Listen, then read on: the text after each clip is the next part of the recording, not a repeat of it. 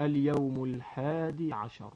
صل الظهر أخي الكريم وتوجه إلى الجمرات لترمي في هذه المرة ب21 حصاة. تبدأ بالصغرى واطمئن، فإن الركب هكذا يسير.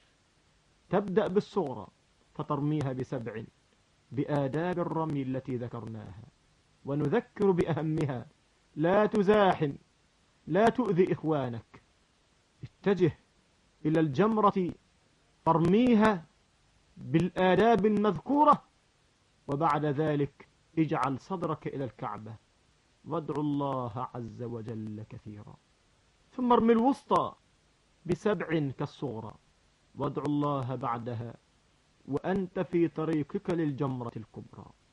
ارمي الكبرى ب7 وارجع إلى حيث تقيم، ولا دعاء بعد الكبرى. لا يطلب منك في هذا اليوم إلا الرمي، فاشتغل بذكر الله وتلاوة القرآن ومدارسة سنة النبي عليه الصلاة والسلام. بالجملة اذكروا الله في أيام معدودات.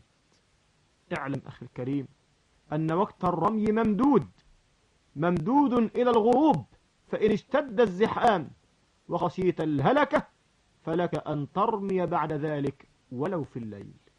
والمرأة إن خشيت الزحام تنيب عنها من يرمي لها. اليوم 12. أخي الحاج، هذا آخر أيام الحج. افعل ما فعلت في اليوم 11 من رمي فحسب، لا شيء غير ذلك. ثم ارحل إلى مكة واترك منى، وعد إلى مكانك وإلى موضعك.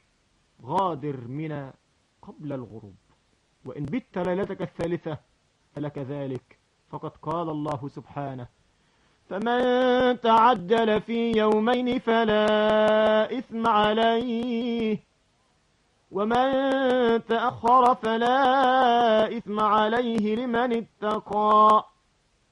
أخي الكريم، أنصحك أن تبقى إلى العصر ثم ترمي وتنصرف، ولا تتدافع وقت الظهر، فإن الهلكة تحدث من الاندفاع في هذا الوقت بالذات.